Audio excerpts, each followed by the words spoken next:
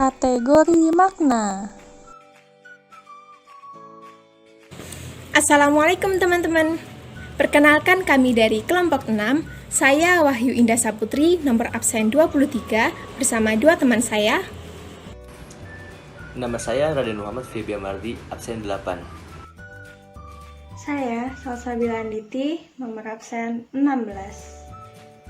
Akan membahas materi semantik mengenai kategori makna. Berikut telah kami sajikan dalam bentuk video. Selamat belajar. Kategori makna. Ragam makna, jenis makna, atau tipe makna merupakan beberapa istilah yang digunakan untuk menyebutkan macam makna tertentu yang dilihat dari sudut pandang dan kriteria tertentu. Oleh sebab itu, dalam berbagai sumber kita dapat menemukan berbagai istilah untuk menyebutkan kategori makna. Berikut ini akan dibahas kategori makna berdasarkan dikotomi makna. Pertama, leksikal dan gramatikal. Kedua, denotatif dan konotatif. Ketiga, kata dan istilah. 4, lugas dan kias. Yang kelima, konseptual dan asosiatif.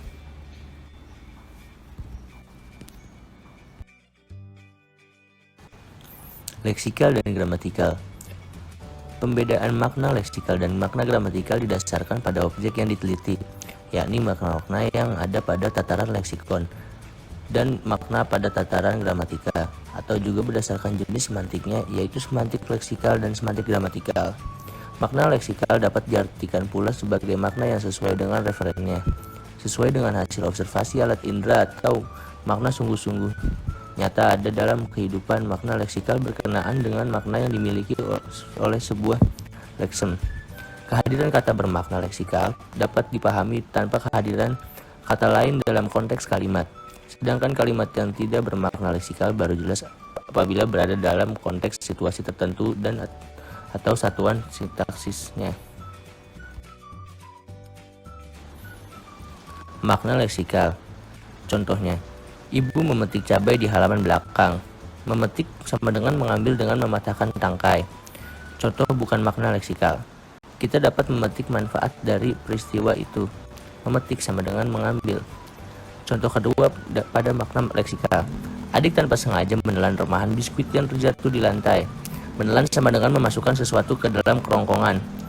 Pembangunan gedung kedokteran menelan biaya miliaran rupiah. Menelan sama dengan banyak menghabiskan.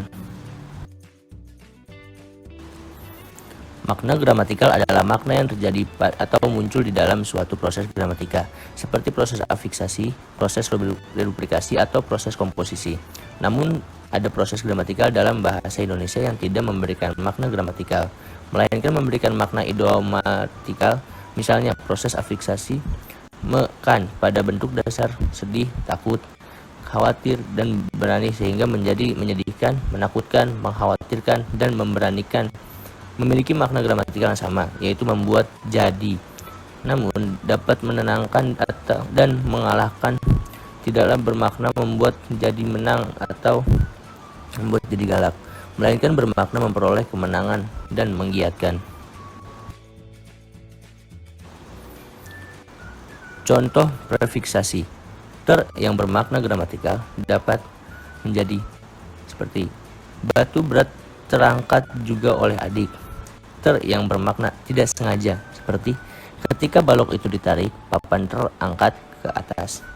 Contoh reduplikasi. Reduplikasi kata yang lebar sehingga menjadi lebar-lebar pada kalimat bermakna selebar mungkin, pada kalimat bermakna banyak yang lebar, dan pada kalimat bermakna hanya yang lebar. Contoh komposisi. Penggabungan kata sate dan kambing menjadi sate kambing. Bermakna bahan atau secara lengkap sate yang bahannya daging kambing. Gabungan kata sate Madura bermakna sate dari Madura. Gabungan kata sate lontong bermakna sate yang dicampur lontong. Denotatif dan konotatif.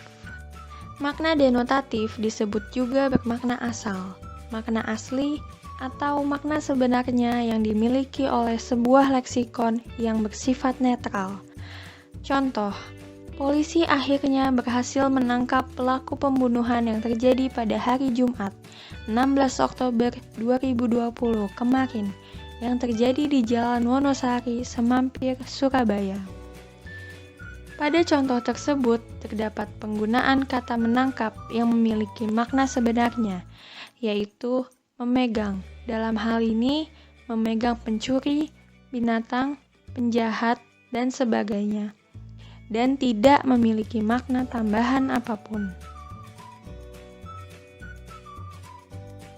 Makna konotatif adalah makna yang tidak sebenarnya, makna yang telah mengalami penambahan pada makna dasarnya, yakni hanya tambahan yang sifatnya memberi nilai rasa, baik positif maupun negatif. Yang pertama, makna konotasi positif.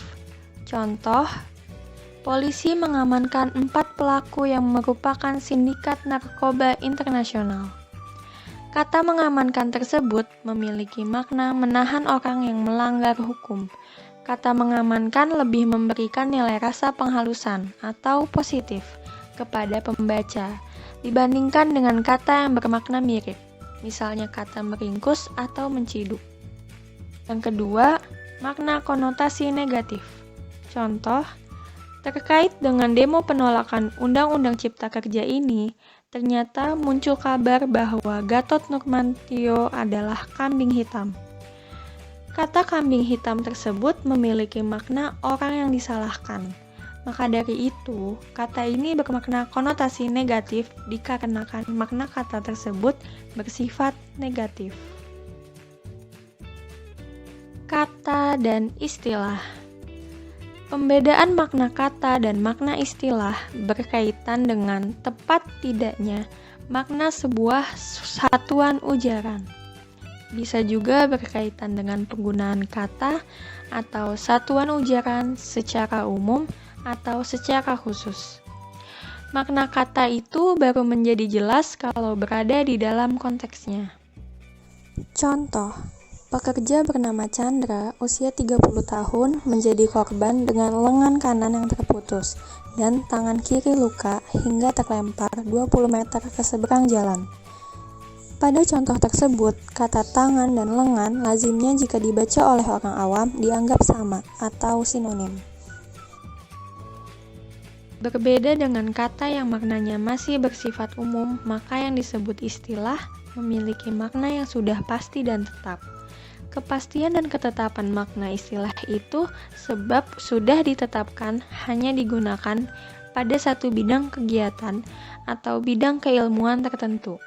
Jadi, tanpa konteks pun, makna istilah itu sudah jelas. Contoh, pekerja bernama Chandra, usia 30 tahun, menjadi korban dengan lengan kanan yang terputus dan tangan kiri luka, hingga terlempar 20 meter ke seberang jalan. Jika dalam makna kata tangan dan lengan lazimnya dianggap sama atau sinonim, maka dalam istilah kedokteran mempunyai makna yang berbeda. Tangan bermakna bagian dari pergelangan sampai ke jari tangan, sedangkan kata lengan adalah bagian dari pergelangan tangan sampai ke pangkal bahu. Kategori makna yang selanjutnya adalah makna lugas dan makna kias. Makna lugas adalah makna sebuah kata yang sebenarnya, makna asli atau makna apa adanya. Contoh, kata mendongkrak dan kata memakan pada kalimat berikut merupakan kata lugas.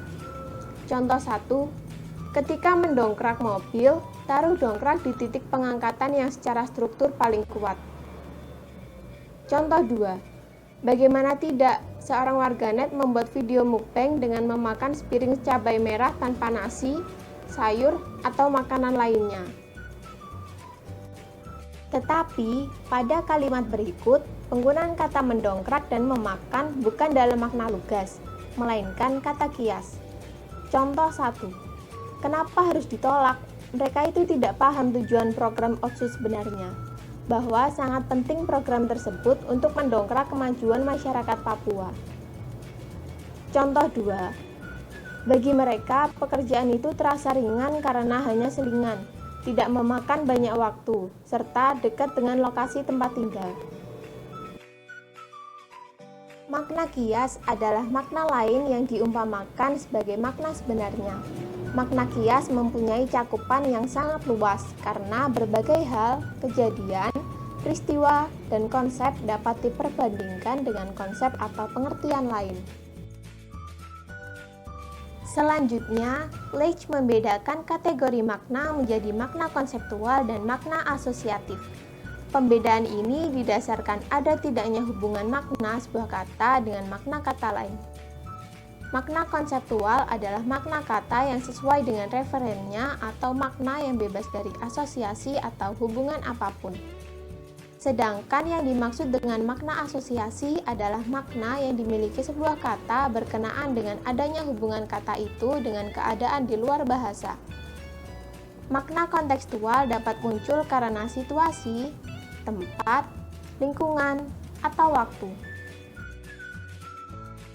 Contoh 1. Keluarga korban tak kuasa menahan tangis ketika melihat dua jasad korban kebakaran ditemukan dengan posisi sedang berpelukan di bawah tangga. Contoh 2. Dr. Jailan Sulan menjelaskan saat ini sebagian besar pasien positif COVID-19 di rumah sakit lebih mengarah pada gejala sedang dan berat, sehingga potensi resiko hingga kematian juga semakin tinggi. Pada contoh kalimat 1, kata sedang menunjukkan suatu aktivitas yang dilakukan. Sedangkan pada contoh kalimat 2, kata sedang menunjukkan suatu nilai yang biasa-biasa saja. Kategori makna menurut Leach selanjutnya adalah makna asosiasi, yaitu makna yang dimiliki sebuah kata berkenaan dengan adanya hubungan kata itu dengan keadaan di luar bahasa. Contoh pada kalimat, sistem pasokan oksigen di International Space Station sempat terganggu. Untungnya, 6 awak astronot yang tinggal di sana dalam kondisi baik-baik saja. Kata oksigen berasosiasi dengan kehidupan.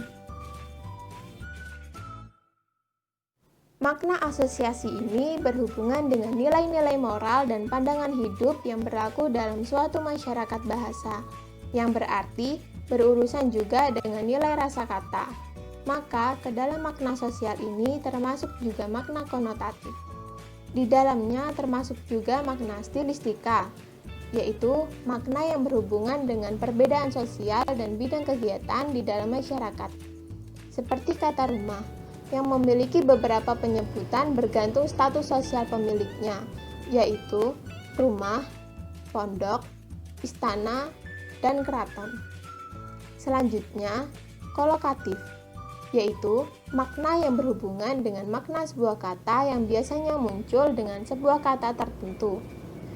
Misalnya kata cantik, tentu berhubungan dengan kata yang menyatakan wanita, seperti gadis, putri, ibu.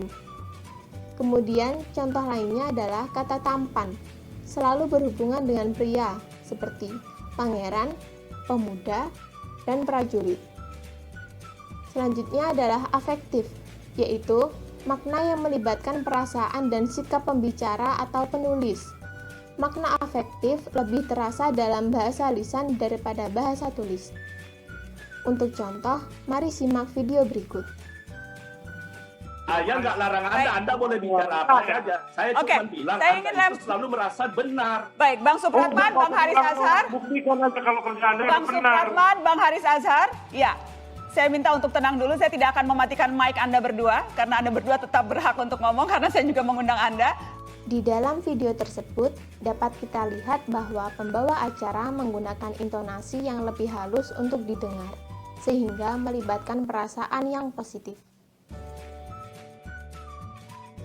Selain 5 kategori makna yang telah dibahas, tentu masih ada lagi macam-macam kategori makna, seperti makna kognitif, makna emotif, makna ideasional, makna referensial, makna komponensial, makna pejoratif, dan makna amelioratif.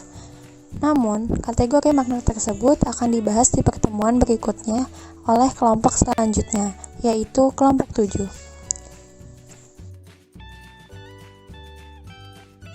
Sekian pembahasan dari kelompok 6. Terima kasih, semoga ilmunya bermanfaat ya.